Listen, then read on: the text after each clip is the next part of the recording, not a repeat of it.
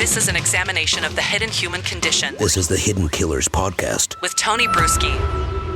With us, Dr. John Delatorre, licensed psychologist, and we're talking about the ballerina that's accused of murdering her husband. She's saying it was in self-defense. Ashley Benefield is who we are talking about. 24-year-old ballerina model falls in love with a 54-year-old man who lost his wife 9 months prior. Doug Benefield got married within 2 weeks of meeting each other. Back in 2016, she became pregnant. It became a chaotic relationship shortly thereafter, with her business failing that he helped set up for her. And then very much on and off for the next several years. She's now accused of killing him, but she's using the stand your ground rule right now, saying that, he was coming at me. I was trying to defend myself, and this is what happened. Let's go all the way back here prior to this even taking place. She did have some reports filed of domestic abuse, no charges ever being brought, but it does begin to show us somewhat of a pattern, from what we can understand, of abuse between Doug and Ashley. Yeah, there was even some depositions that were being taken out. I don't remember the reason for the depositions, in which he admitted to firing a gun near her, to threatening her with a gun. Right, when we're thinking about someone who's in an abusive relationship similar to this. Now, again, we don't really know. I mean, we don't know what actually happened, and it is technically a he said, she said type of case. What we have to remember is that if any of that is accurate, and again, he admits to some of this stuff in a deposition. So, you take an oath, right, to tell the truth, even in a deposition. So she's lived a life in which aggressive behaviors are common and probably unexpected, right? That they occur at unexpected times.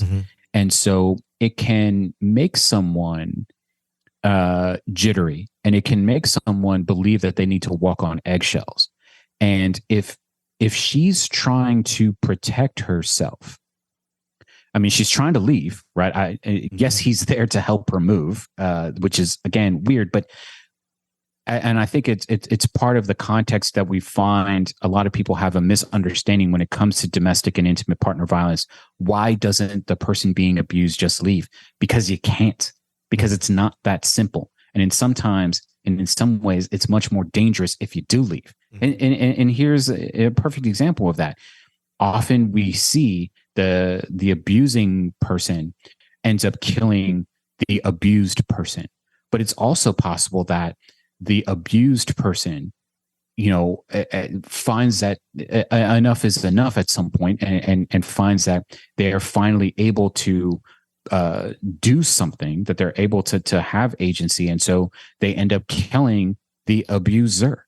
And so it's such a confusing relationship dynamic filled with coercion and manipulation, and violence, that it's not surprising that it happens so often, and happens in times and in places that most people would think it shouldn't, and are unexpected.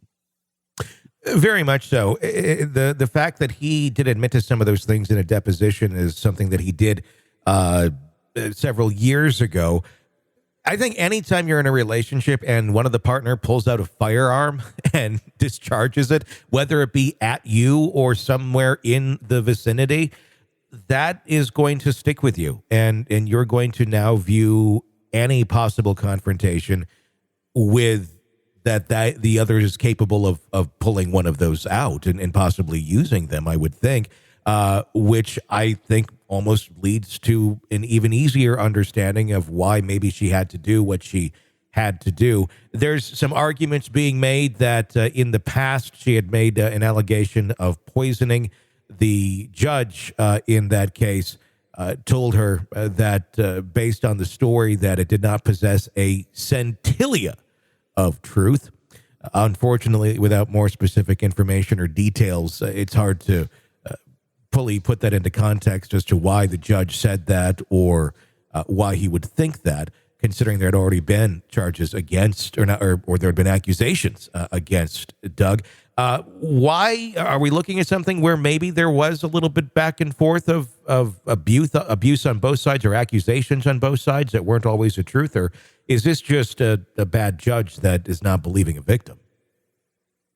I'm going to go with the second one. Yeah. If I have to choose, I'm gonna choose to believe that there are some men who will never believe women. Sure. And this might be a case that one of those men was in a position of power and just didn't believe that something like this would happen. Mm-hmm.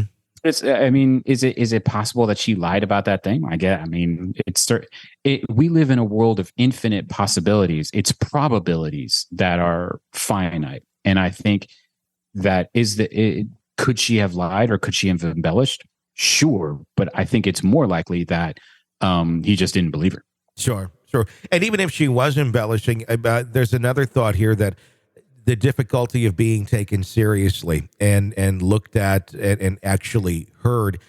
I can see some people, I've known people where, you put what should be shocking enough out there, and for something to happen, nothing does. You feel like, well, maybe I'll have to add on to this, but the original goal is for someone to be held accountable for their previous actions of abuse.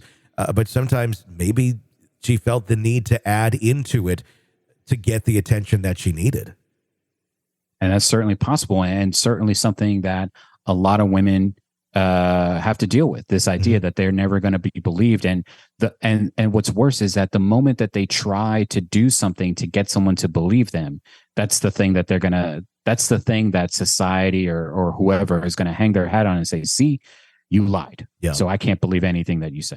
You're locked into the Hidden Killers podcast. Want more? Start binging on all of our true crime podcasts right now through Apple Podcasts, and get an ad-free experience when you sign up to be a True Crime Today Premium Plus member, exclusively on Apple Podcasts. More of the Hidden Killers podcast, dropping soon. Press subscribe now.